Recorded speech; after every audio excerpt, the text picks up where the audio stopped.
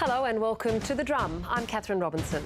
Coming up, Australia urged to back a plan to grant poorer nations access to COVID vaccine formulas to drive global immunity. Universities appeal for greater cooperation to bring back international students amid growing frustration over border closures. And growing up in post-9/11 Australia, nearly 20 years on from that day, why are so many young Muslims still feeling the effects? Well, joining me on the panel, CEO of Yatsen Associates, President of the Chinese Australian Forum and Labor Party member, Jason Yatsen-Lee. Thanks for joining us, Jason. Good to be here. In Melbourne, editor of the 7am podcast, Osman Faruqi. Nice to see you, Osman. You too, Kath. G'day. On the Sunshine Coast, former Liberal MP, cue the birds there, Jackie Kelly, coming to us from a gorgeous part of Australia. Thank you for joining us. Pleasure. And in Darwin, CEO of the North Aboriginal Justice Agency, Priscilla Atkins. Welcome to the program, Priscilla. Thank you. And you can join us on Twitter using the hashtag The Drum, and of course we're on Facebook. Well, the government's coming under fire for the speed in which COVID vaccines are rolling out. Their own target was for 4 million people to have been vaccinated by the end of March. But 10 days into the month, and the Prime Minister is defending himself against accusations that Australia is lagging behind. Yesterday, we went past the mark where 100,000 of those have already been jabbed into the arms of Australians. And I'm pleased to say that a quarter of those vaccines have been administered to the most vulnerable of Australians in aged care facilities and those with disabilities. And so the vaccination program is underway. It's sure, it's steady, it's safe, it's well planned. Well, according to Brendan Murphy, the real goal has always been to have every adult vaccinated by October. This is not a race. We have no burning platform in Australia. We are taking it as quickly and carefully and safely as we can. We're not like the US or the UK or most other countries in the world where they've got people in hospital dying. We can take our time, set up our systems, do it safely and carefully. We are expanding our rollout every day. Well, but as Australia struggles to get through its vaccinations, most other nations could be years away from even starting the process. And with that in mind, the government is coming under pressure to support a WHO-led initiative that would suspend the patents of vaccines so poorer countries can acquire affordable doses faster. Of the 225 million vaccine doses that have been administered so far, the vast majority have been in a handful of rich and vaccine-producing countries, while most low and middle-income countries watch and wait. A me-first approach might serve short-term political interests, but it is self-defeating and will lead to a protracted recovery, with trade and travel continuing to suffer. Well, our government is yet to respond, but it's understood that governments in the UK, US and Europe are opposed to the plan. For more on this, we're joined in Canberra by infectious diseases physician and microbiologist at the Canberra Hospital and the Australian National University, Peter Collignon. Hi, Peter. Thank you for joining us. Well, thanks for having me. What are the ramifications if Australia doesn't sign up and allow for these cheap copies of the vaccine to be produced in developing countries or poorer nations? Is it just about us becoming, or being rather, a generous member of the global community, or does it serve us with a health purpose? Well, I think it does both. I mean, I think we have an obligation for those who are much less well off than we are, which is a lot of the world, to make sure they can access protection from COVID as much as we do. But it's also in our self-interest. If we don't actually get the global amount of COVID down, it's really going to restrict trade, travel, everything else, and puts us at ongoing risks. So this is a two-edged sword. We do need to vaccinate all the at-risk people in Australia, I think well before winter, which is a risk period. But equally, we need to make sure countries with a lot of transmission, and particularly if they are less wealthy than us, that we make an effort to make sure they get some of the vaccine we would access otherwise, which we should be able to do, along with most other developed countries. So, you know, I think there's important issues here, both on equity and overall global safety, which is in our interest, medium to long term as well. So then, Peter, why might the US and some European nations be dragging their feet on this, given how much vaccine they have access to? Well, I think they've got, in a lot of those places, uncontrolled still transmission. It's come down and it's getting into their, spring. But, I think it is very much a me too. But we need to put this in perspective. The people most at risk are those over the age of 70 and frontline healthcare workers and quarantine workers in Australia. Yes, we need to vaccinate them in Australia and elsewhere. But if you come and look at 20 and 30-year-olds, well, people who are 70-year-old in India or Indonesia or Papua New Guinea are much more at risk than even those people in Europe and America, and very much more so than Australia. So we need to actually put some access here. Just because you've got more money shouldn't put you at the front of the queue, particularly if your risk is much less than other individuals. And I think, even if we want to be selfish about it, it's in our medium to long-term interest to make sure we have a global output of these vaccines and uptake, not just in the richer countries. Osman, our government is yet to respond to this, but given the efforts that have gone on here in securing the vaccines for Australia, is it right that we start sending them overseas? I mean, it's really interesting to hear the government and Brendan Murphy say that, well, it's okay, we don't have to rush this process. We'll be okay because we're not in the situation that the UK, Europe and the US are in. It's fine if it takes a little bit longer here. But then still kind of drag the chain when it comes to supporting our regional neighbours. Like, if we can't kind of have both things being true at the same time, if we are lucky, and it's very clear that we have been very fortunate due to our proximity and some smart decisions early on in this pandemic to not be in a dire situation, it kind of makes sense to me that perhaps there is an opportunity to look after the people in our region who haven't been as lucky as we have. I think unfortunately, politics is politics, and it does seem unlikely that, the Australian public will pat the government on the back for choosing to, prioritise regional neighbours. And I wonder whether there's a case for the government. It's not just about delivering the vaccine to Australians, but the sooner we do that, the sooner we make Australians feel like they're not being left behind, the sooner the government has the flexibility to say, well, now it's time to use our relative privilege and good luck to help out our region who needs that support. Jackie, licensing rules and distribution limits mean that 85 poor countries won't achieve widespread vaccination rollout before 2023. The WHO Director General Tedros Ghebreyesus says it will be a catastrophic moral failure. Isn't it our moral obligation to facilitate this? It becomes a policy question. You've got intellectual property, and we've done enormous work globally on intellectual property rights versus public health.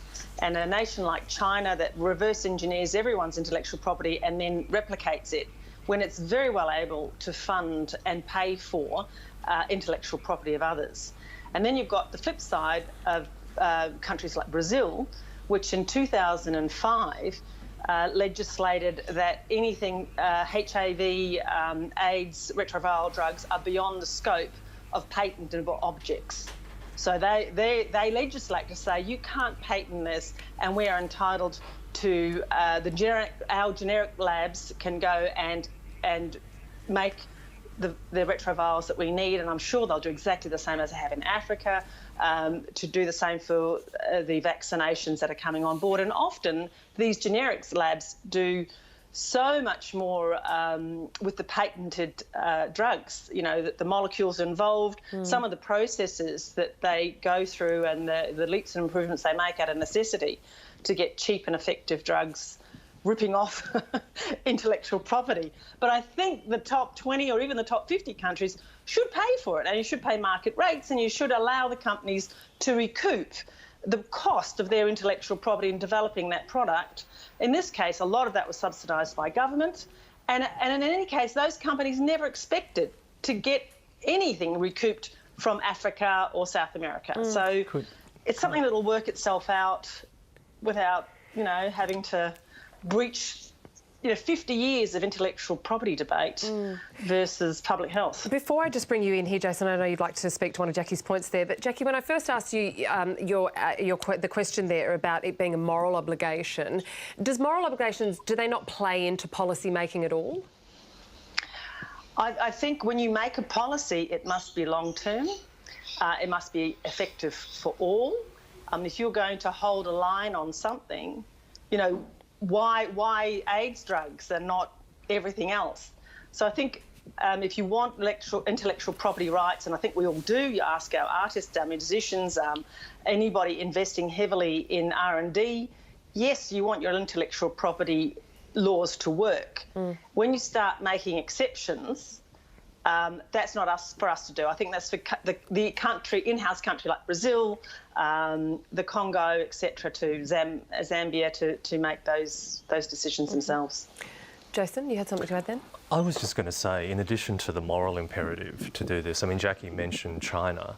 I think we can be sure that unless developed liberal democracies step up and do the right thing here, we can be sure that another great power, who shall remain unmentioned, will move into that space. And this is part of the vaccine diplomacy and the soft diplomacy that's going to happen. And I think it's in our interest. And we're seeing that already in China, rolling out through some of the African nations. Absolutely, and particularly countries in our region, such as the Pacific. I think it's not only a moral obligation, but there's a strategic rationale for us to act responsibly there to increase our influence in the region. But I think this talk about IP in many ways misses the point, because if we are talking about developing countries and the poorest countries, I think there's a real question about whether there is the capacity, the capability, the infrastructure to actually manufacture these vaccines. So I think the obligation then is for rich countries to invest and to help developing countries build up their healthcare systems and their manufacturing, their biotech sectors, their pharmaceutical sectors, so that they can manufacture, and when there's another pandemic, which could be, God forbid, just around the corner, that we're more prepared. So then what do you say to Dan Tehan, the Trade Minister's comments today, that's saying that Australia is working constructively with the Director General of the World Trade Organisation, but he said we've got to make sure there are some protections in place for the millions of dollars that have gone into research to create these vaccines? Well, that's a commercial imperative, and I'm sure that Big Pharma is going to make plenty of money. This is the biggest game in town, and they will make plenty of money from the developed countries and all the hundreds of millions of doses in contracts to be able to do the right thing by developing countries where the cost per dose and to profit from the pandemic from developing countries who can't afford these vaccines, I don't think that's particularly in the interest of Big Pharma to do that anyway, nor should it be part of their plan. Peter, before we hear from Priscilla, you were speaking about our neighbours and making sure that people within your area are protected, and you pointed out PNG. Which areas present the greatest threat to Australia, would you say? Well, I think others might be able to answer this better than me, but PNG is right on our doorstep, and there's a more porous porous border.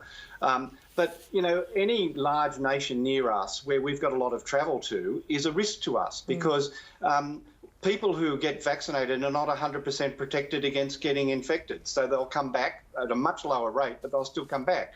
So it's really important for us to protect our population as much as reasonable. But after that, wherever we want to travel, we've got to make sure that they're protected as much as possible, both for the benefit of those countries, but for ourselves if we're going to be self-interested about it.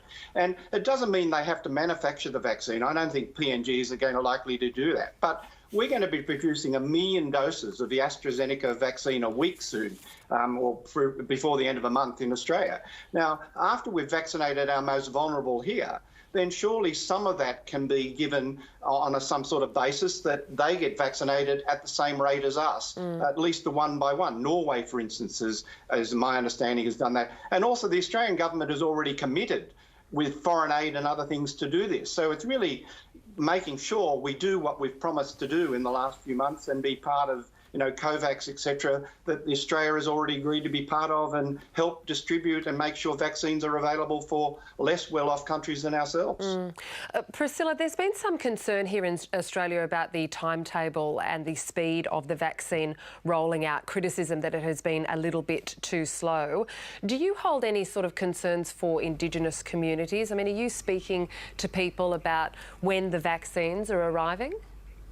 Yeah, look, within within the Aboriginal community, they just want to ensure that it's done properly and safely. So, I don't think there's a big race to the end of the line to get this done. It's got to roll out properly, and really Australia needs to prioritise where that vaccine goes. So it's got to go to the most vulnerable, where those low-income families are, those with health concerns.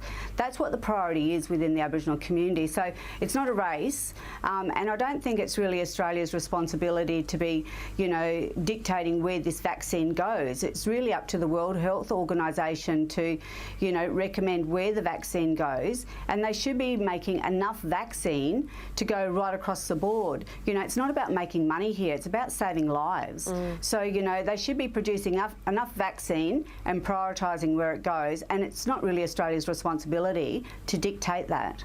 Peter, how do you see the speed of the rollout? Are we falling behind? Is there any concerns that you have? Well, I think we do need to have millions of people vaccinated before our winter starts, but we've got the luxury in Australia. We've got control of COVID. It's not spreading uncontrolled, and my expectation is we'll be able to keep it that way, or when it leaks, we'll get on top of it. So we do have the advantage, particularly because, remember, these are multi-dose vials. These are not the same as we give other vaccine. There's safety issues in how you give it, and also you don't want to waste it. If you've got a vial that's only 10 doses, if 12 people show up, you've either got to send 2 away or waste, 8 doses. So it's really important this is done properly, appropriate training, and in a measured approach. But the most important thing is that we have at least 4 or 5 million people vaccinated before June, July, and that's the most vulnerable, because they're the ones most at danger of this leaks and spread of dying, and we can decrease their risk by 90% or more from death or serious infections needing to go to hospital. So the time is ticking on that, Pete, as it is on our interview. We're out of time with you, Peter. Thank you so much for joining us. Peter Collignon is an infectious diseases physician and microbiologist at the Canberra Hospital and ANU. Well, despite the promise of mass vaccinations, Australia's first line of defence against COVID remains our international borders. Their closure to all but a select few thousand each week has meant that we've prevented the contagion from overwhelming communities. But as we know, that's also decimated the $37 billion international student market. After rising steadily through 2019, the number of international student visas issued plummeted last year. Crucially, the number of new students commencing study at Australian universities fell by 62% in the second half of 2020, compared with the same period in 2019. And despite talk of travel bubbles and aborted plans to fly students in, it seems many are already looking to other countries to continue their studies. Jackie, do you think we should be prioritising international students over the 40-odd thousand stranded Australians overseas? I mean, it's our 4th biggest export. It's hugely important for the economy. Should the government be doing more? Can I start by giving a really big thumbs up to Gladys Berejiklian? I think she's done an outstanding job. 40% of the return travellers that she's taken into New South Wales have actually been from other states. And that has meant for her, she cannot deliver her universities any capacity for quarantining international or returning international students. And she's put a call out to say, will some of you guys help me reinvigorate my education sector? I've taken a big hit for you guys, taking all the return travellers, or majority of them. This is a $300 million bill to my universities. And on top of that, you've got a loss of how many more billions in terms of the living expenses and everything that they pay when they are staying here and studying. So I can see Gladys's point. I think she has a very, very good point. I think some people do take that out of context. She is looking to get her education sector up and running again.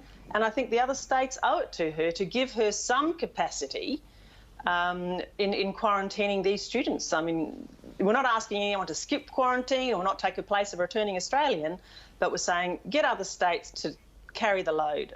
And straight away Tasmania's gone, well, not me, your problem. Well, 2 issues there, isn't there? There's the Tasmanian issue where there were talks in progress to quarantine New South Wales international students there to come, which Peter Gutwin has poured cold water on. Another heart of the problem is quarantine, Osman. Who should be stepping up to facilitate more quarantine spaces for international students, if you indeed think that's the right direction to take? I think it is the right direction to take, but I think it's worth just acknowledging that when we talk about the impact this is having on the export market, there are real human consequences to that as well. It's obviously international students who are seeing their their study and life plans disrupted, but also, you know, the academics and staff at universities themselves. Universities Australia says that 17,000 jobs have been gone since the start of the pandemic in the university sector, largely related to the decline in revenue. So this isn't just a debate about, you know, is it the right thing to let these students in and how do we juggle that with our system? It's one that is actually impacting Australians every day and having flow-on consequences in the economy. And I mean, the federal government, it seems to me, has a clear responsibility here, and that's based on two reasons. The first being that it's a failure of government policy that's taken us to a point where universities are so reliant on international student revenue. Successive governments over decades have cut funding that's made universities more reliant on international student dollars. That's been fine up until the borders closed, and now the whole system's broken down. That's why we've seen these huge job losses. But now I think this question about whether it's a choice between international students or Australians, it seems like a false choice that's kind of being foisted on us by our limited quarantine capacity. I know that Scott Morrison every few months says, I'm going to expand the Howard Springs camp in Darwin, but it's all very vague. The fact that we're now 12 months into this pandemic, our primary response is border closures, and our only way around that is privatised hotel quarantine in CBD hotels just does not seem sustainable. If this is going to continue for months and even years, it does seem like it's time to have dedicated quarantine so we've got a clear system to bring Australians back, and so that we can open up our borders to some extent, at the very least, in those industries and to those students who want to come and study here and support the university sector. Well, Jason, you're a fellow of the Senate at Sydney University, and you know only too well how hard this hits other people, not just international students, as Osman was just alluding to there. You have a business in international student accommodation. What's your experience been? Have you had enough support? That particular business has been on JobKeeper, and if it weren't for JobKeeper, it'd be in real trouble. I mean, the model was designed to flex, but flex 30%, not flex 100%. I think the frustrating thing for us is the question is, how do we get beyond this zero risk, one size fits all approach to letting people come in from overseas? And how do we move to a much more risk-managed, different layers of risk approach? For instance, the distinction between high-risk countries and low-risk countries.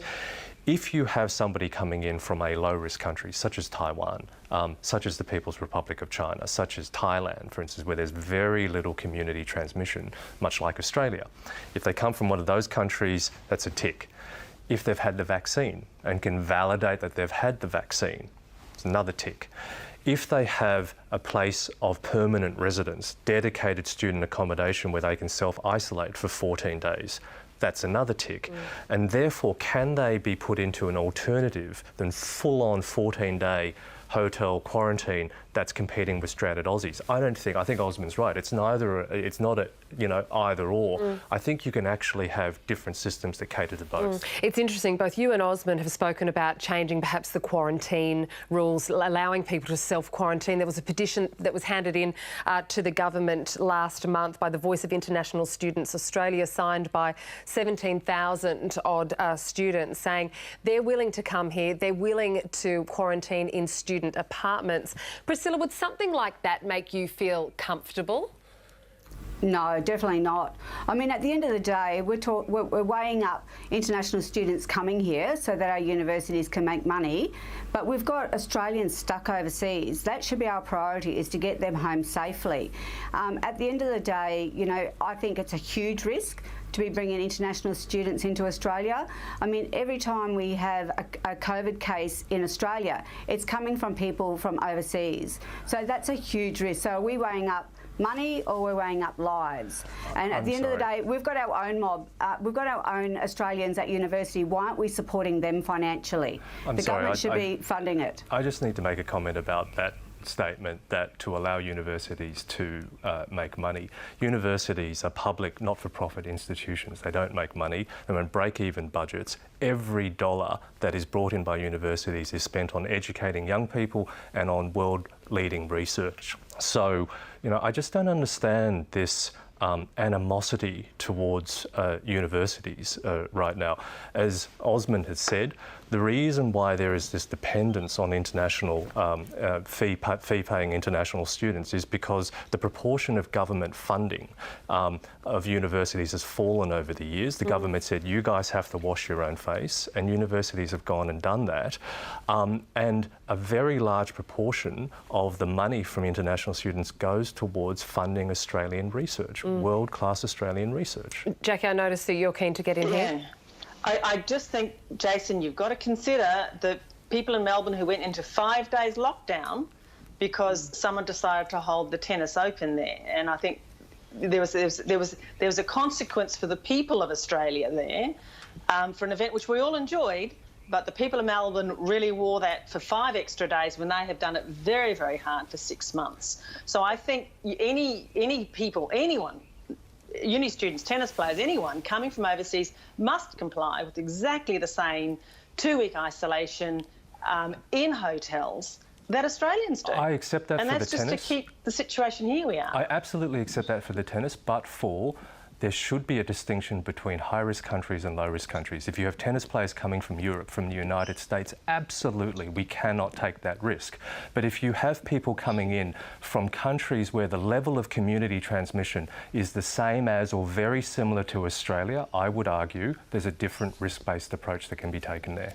We haven't done that separation for Australians. Why would we do it for uni students? We should do it for Australians. That's my argument. We should do it for Australians too. If you're a stranded Aussie coming in from Taiwan, where there's almost no community transmission, why do you need to spend 14 days in full-on hotel quarantine and take those places from Aussies coming in from the United States? Yeah, that's another argument, but yeah. Yeah. Okay. We could have that one. All right, let's move on now. You are watching The Drum, and with me on the panel, our CEO of Yates & Associates, Jason Yatsen-Lee. In Melbourne, editor of the 7am podcast, Osman Faruqi. On the Sunshine Coast, former Liberal MP Jackie Kelly. And in Darwin, CEO of the North Aboriginal Justice Agency, Priscilla Atkins. Well, this year marks the 20th anniversary of the September 11 attacks, which triggered the so-called War on Terror.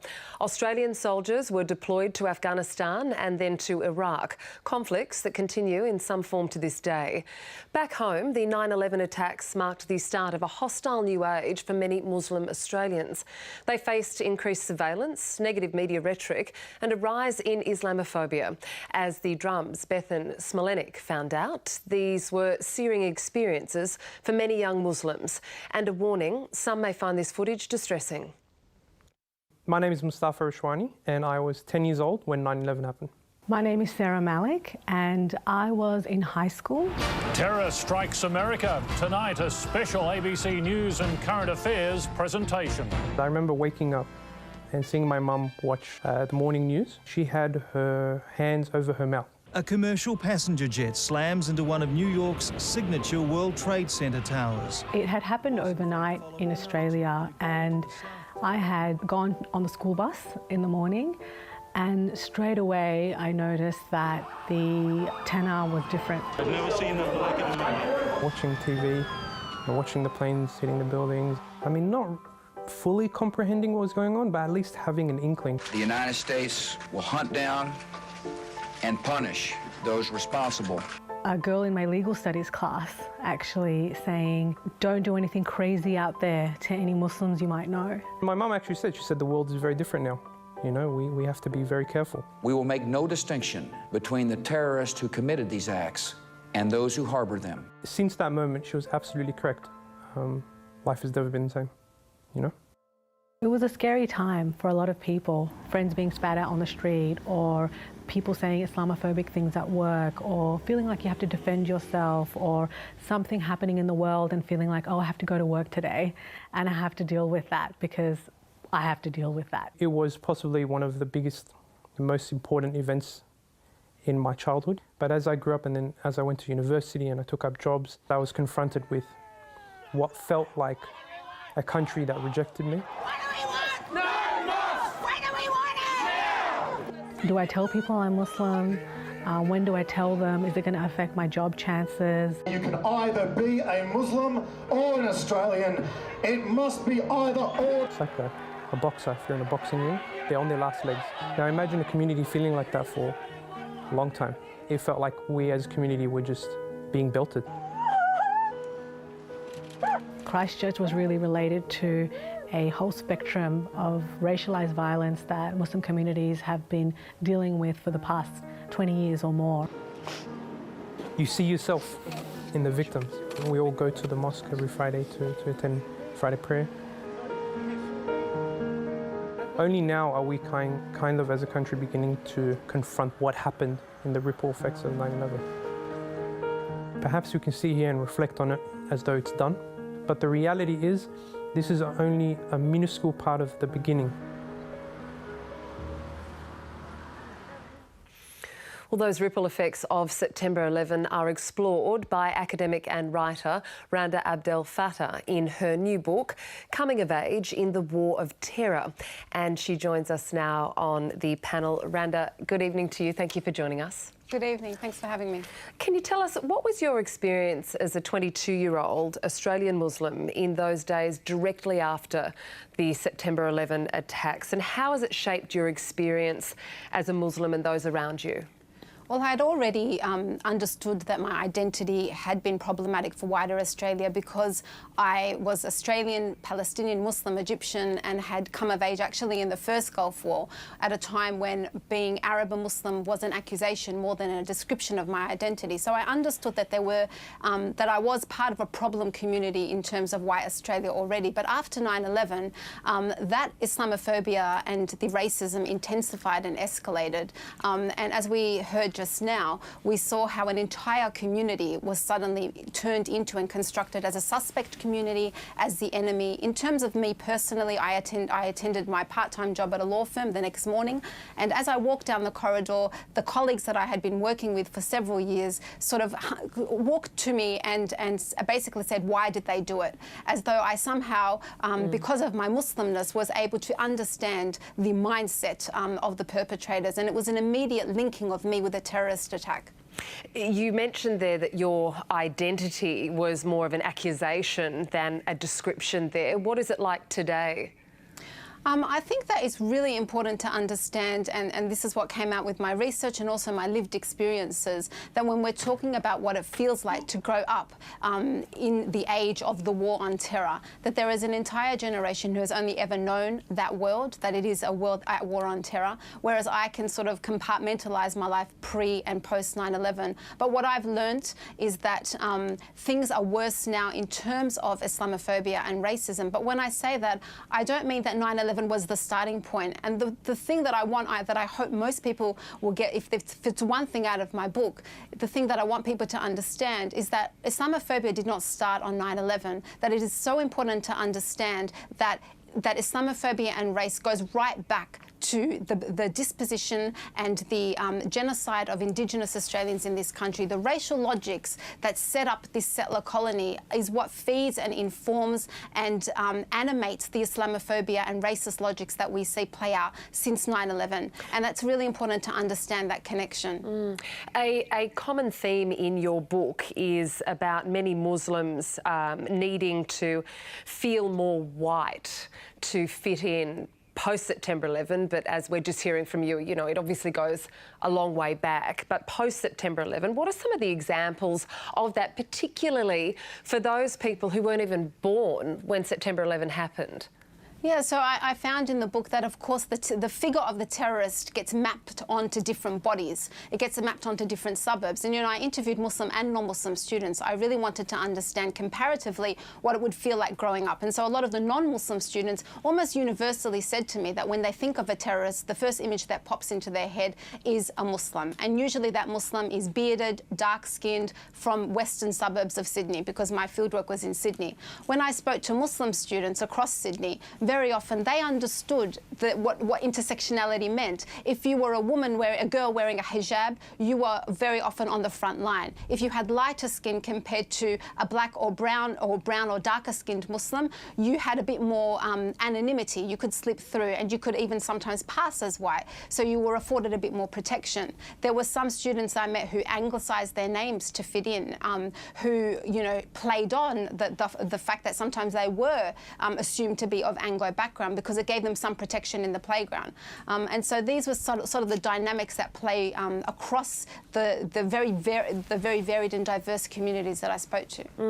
Osman, I'd love to bring you in here and just ask your personal experience. You grew up in Port Macquarie, I believe. You couldn't have been further away from New York on September 11. How did life play out for you after that?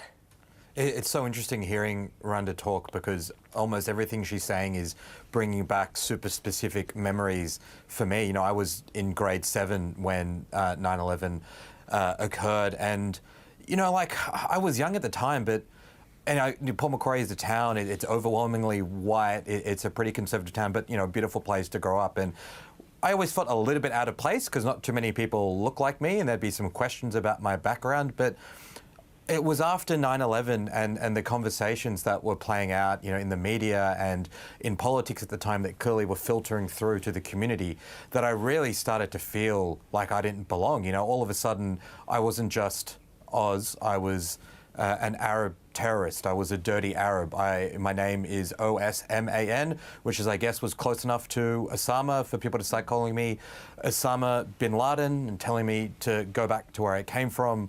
I remember when I first started growing facial hair, you know, when I was 14 or 15, I was bullied in the playground and called a terrorist for that. And it, you know, kids go through bullying at school. It's not me pretending that I was the only person who had a bit of a challenging time, but I think the intensely racialized and Islamophobic nature of that has left a scar on so many people of my generation. And it wasn't just what happened in school, you know, just a few years after 9/11, 2004-5 with the Cronulla riots, and the entire discourse in Australia at that time was so framed by this fear of young Arab men, young Muslim men, and the threat they posed to society. That was whipped up by conservative media hosts. It was talked about by politicians in Parliament. Even when you watch movies, I was talking to someone today about how there was this real turning point in popular culture, even when the bad guys in action movies in 80s and 90s went from being,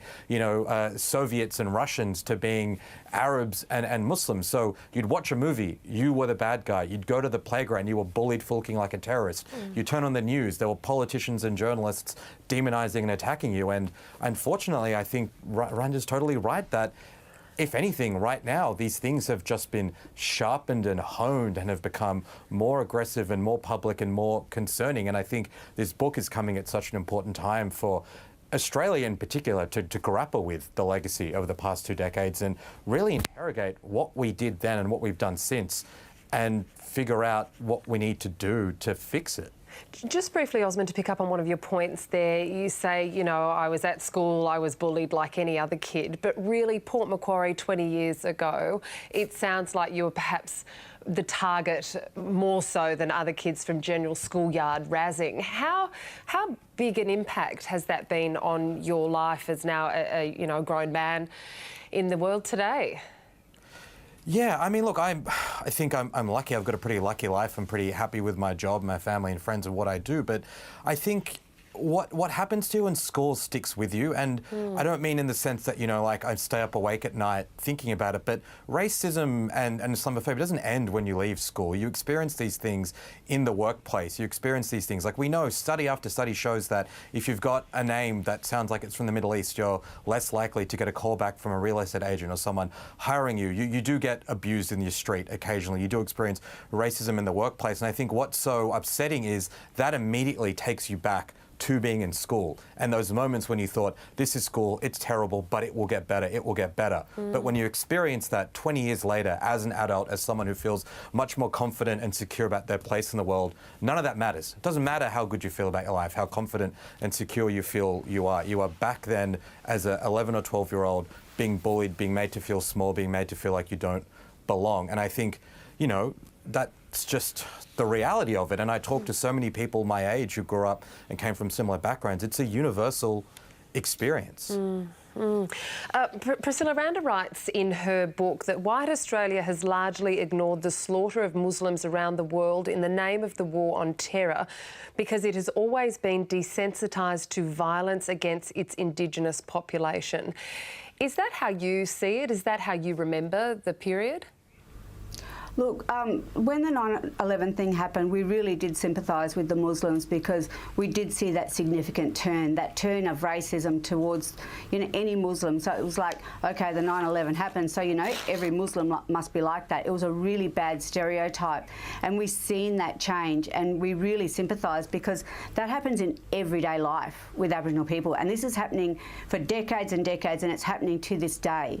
Racism for Aboriginal people is in your face, it's disgusting, and it's there every single day.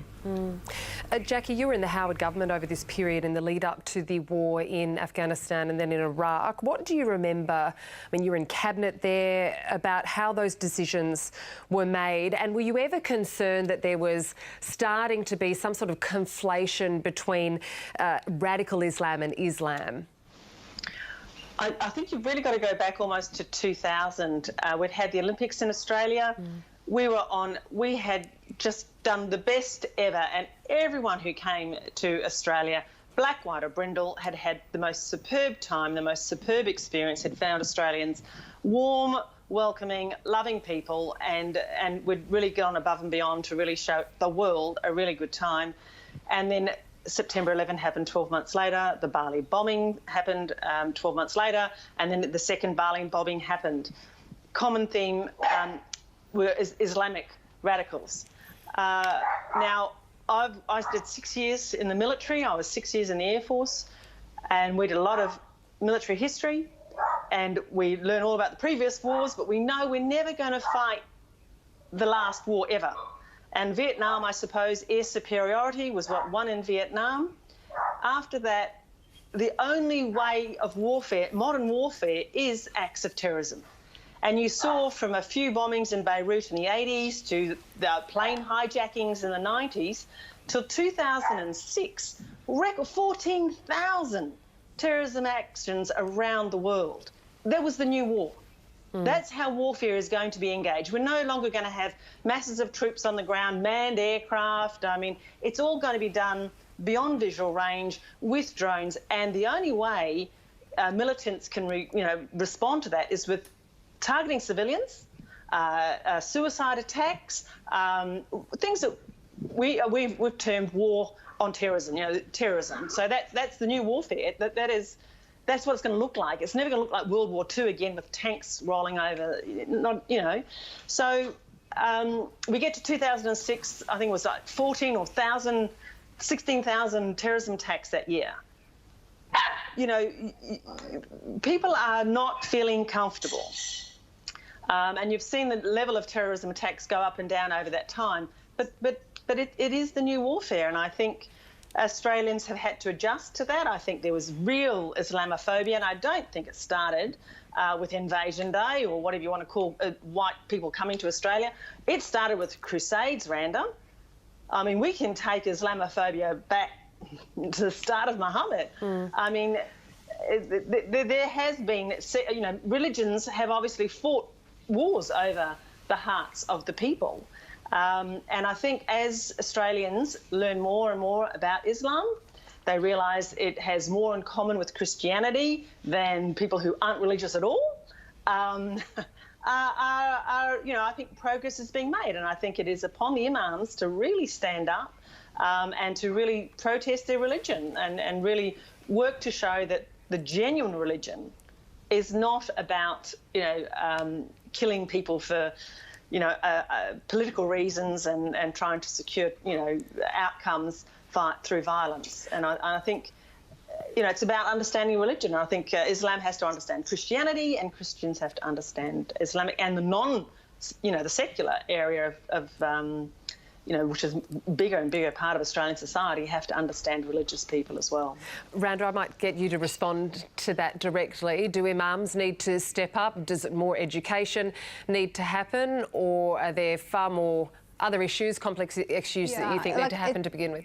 It's 2021. I'm not going to get into the debates that I had in 2001 and 2002. I'm not here as a Muslim to defend or explain my religion as a way to combat Islamophobia or the racism of white society.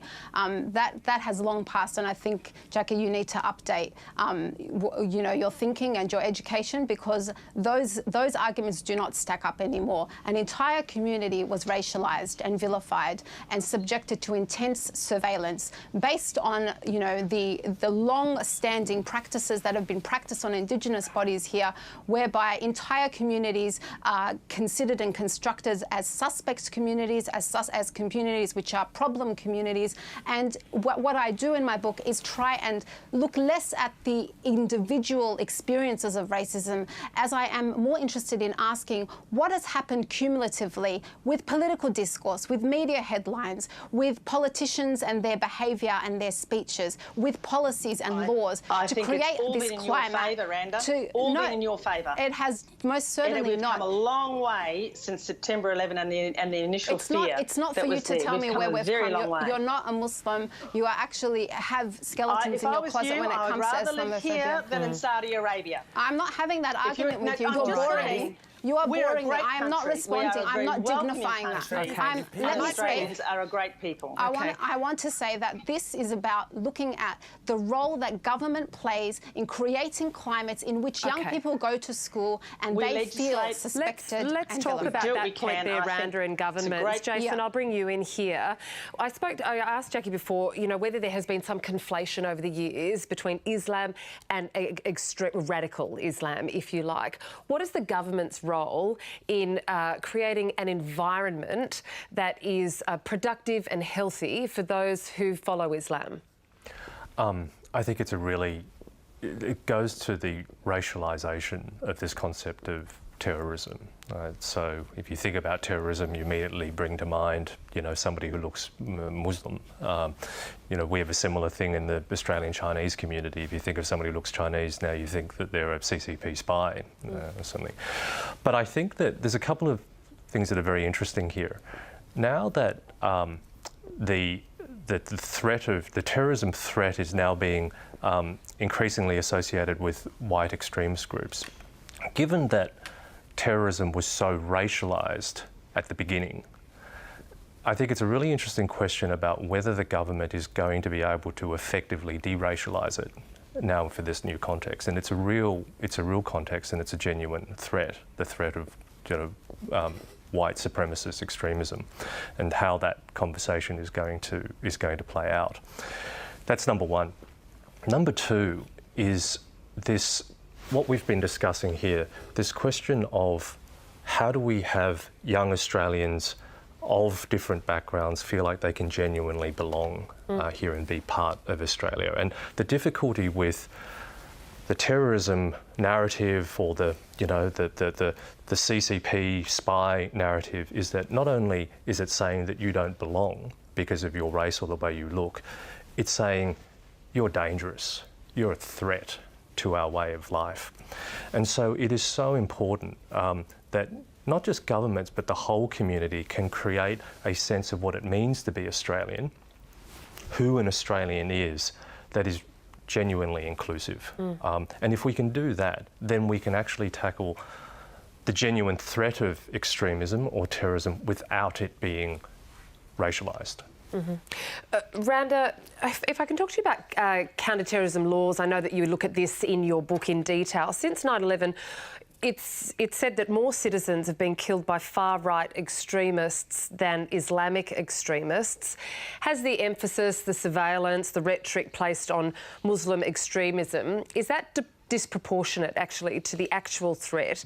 And how are those laws contributing to the issue of Islamophobia, if at all? Yeah, well, of course it's been disproportionate, because since 9/11, the signifier for terrorism was constructed as Muslim, and so billions of dollars were poured in to, you know, policies and community partnerships and policing community partnerships and grants that focused on the Muslim community. And in the Howard days, in the early days, they were very explicit about the terrorist being, you know, the Muslim extremist, and there were lots of tongue twisters in the policies and in the laws.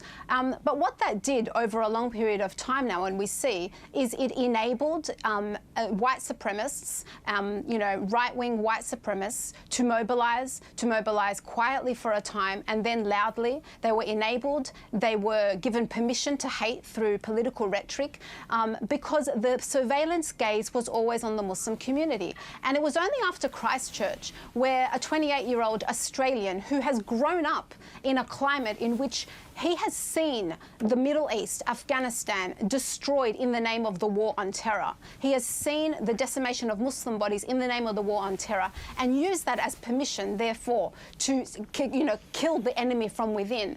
He has grown up with that culture of hate. We have seen only after that suddenly we started hearing from politicians at the highest level that he was a terrorist. And now we are slowly seeing a shift from the cottage industry that was focused on Muslim communities to now saying, we have a problem with white supremacists, what are we going to do about it? And so I think that point about white supremacy, it's so important to make, that this hasn't just arisen in parallel to what's been going on. It's directly related to this. It's only recently, as Randa points out, post-Christchurch, that security agencies have started to really up their focus on these groups and these individuals. Look, I mean, even right now, the national list of prescribed terror organisations doesn't contain any white supremacist groups. So these groups were allowed to thrive, or they were sort of given social license because there was not enough interrogation and resourcing put into monitoring them, because the focus was all on Muslim terrorism. That's not to say that it's a zero-sum game. We have to take the focus away from ISIS or ISIL, but you know, these groups were not even on those lists. And at the same time that was going on, they were growing up, these young, overwhelmingly young men who were being attracted to white supremacist or far-right groups, growing up in a culture where every time they read the newspaper or they see a politician, they're being inculcated in Islamophobic rhetoric. So this idea that these individuals and groups have emerged, you know, outside of the bounds of Australian society, and now they're replacing Islamic terrorism as a threat, is just, I think, not accurate. They've grown up in response to the absolute atmosphere of Islamophobia that has cloaked Australia and so much of the West since 2001. It's interesting, Osmond, you making that point there. I mean, we know the government here could be designating designating Sonnenkrieg a right-wing terror organisation, the first one in Australia. Do you think that's admission then that the threat has changed since the last decade or so? I think we're starting to get there. I mean, I think it's really telling that when there were calls from experts and politicians from the Labor side of politics for there to be a federal parliamentary inquiry into specifically far-right extremism, the best that Peter Dutton could do was to call an inquiry into extremism and radicalisation on all sides. And if you read the submissions from ASIO and the AFP, they make it really clear that it's the far-right that is now starting to really concern them. I mean, ASIO says that 40% of its current resources going into counterterrorism are focused on far-right organisations. But, I mean, Sonnenkrieg should be listed. The Proud Boys have been listed by the Canadian Parliament as a terror group. There are groups like Generation Identity in Europe that are listed as terror orgs who've got offshoots and kind of compatriots in Australia who are walking around organising, holding activities with seemingly without any kind of disruption or disturbance from the government or security agencies. And that's such a contrast to what we've seen over the last 2 decades, where if you're brown and have a beard and you're walking through the city, you're pretty likely to get stopped over by the cops. Well, let's talk about, you know, the environment. We know, Jackie, you said before that you feel like it's better today than it was. If I can take you back to 2007, when you were caught up in a political scandal, your husband was caught distributing flyers in your electorate from a made-up Islamic foundation, thanking the ALP for forgiving the men responsible for the Bali bombing. At the time, you said it was a prank. Given you say the atmosphere is better now than it was then, was that a reckless comment to make about those actions? Oh, look, I think I was defending my husband. you know, I think I chose my marriage at that point over my political career. But, you know, the content of that flyer was definitely anti-Islam. And the reason I think that is such an easy target for politicians is because if you're waging a war on terror, you've got to find philosophies, and they're either going to be religions, communism. Far-right philosophy is a lot harder to define unless once you've got a manifesto and you can recruit and you can bring people to your cause, which religions can and have always have. Most of our far-right extremists, like the guy in Christchurch, were homegrown, Columbine. They're all just one individual. They don't have a following. They're not following any philosophy. There's nothing. I think that's really, just quickly, it's really important to point out that's not true. There was a very definite ideological manifesto. The shooter there was involved and linked with many groups in Australia. He donated to some here and overseas, and he's inspiring many of the movements and far-right extremists now. So just like, without trying to turn this into a debate about far-right ideology, it's just important to point out that it's not quite an accurate representation. But it's not like an organised religion, you know, that has got a long-standing and formal thing. You're looking at, you know, I suppose internet things, and it's a lot harder for police to pin down. And if you think that police are racial profiling, I would deny that. I would say all of our police are trained not to racially profile. I think all of our security people at airports are not allowed to racially profile. We are not allowed to racially profile in Australia, and I think we do a very, very good job of securing the country, providing a welcome to people of all creed. And, you know, I just get really upset when people beat up Australians saying we're racist. And I look, even just across the Pacific, imagine how we feel to experiencing Fiji, it every day. I feel like that's probably to a bit worse than Fiji, your to other feelings. countries in the world. Are you telling me you'd be more comfortable in Fiji, say? Why is that the question? This is the country that I live in, that I enjoy living in. I might bring Randa in here, Osman and Jackie. I might bring Randa here. Your book, Randa, Coming of Age in the War of Terror. We've seen it sparked a pretty ferocious debate, understandably, here today. But for a young Muslim reading this book, what do you want them to take away from your book? Well, it's for young Muslims and young non-Muslims. I want them to take away the fact that they should not allow their political agency to be muted and suppressed because they fear being stigmatised as, you know, radicals, or they fear being stigmatised as, you know, against Australia. Even the way that the narrative quickly turned here was, would you be better off somewhere else? Always this conditional acceptance, as though being in another country was an option for me. This is my country. Who are you to tell me, would you be better off somewhere else? It's always that's the quick fire response. And so what I hope that they get from here is that I am honouring their voices. I'm honouring young people's voices. I think we should listen to what young people have to say about what it feels like to grow up in this day and age. And by the way, they are not claiming that they are victims. The most beautiful part of what I found out was that even though they are subjected to intense scrutiny and surveillance, and they live in the shadow of the war on terror, they have agency, they have hope, and they are fighters. And I salute them for that. Randa Abdulfattah, thank you so much for joining us with your thoughts, and thank you to the rest of our panel for tonight's discussion: Jason Yatsen-Lee, Osman Faruqi, Jackie Kelly and Priscilla Atkins. Thank you so much for joining us. Have an excellent evening. Ellen will be back with you tomorrow night. Good night.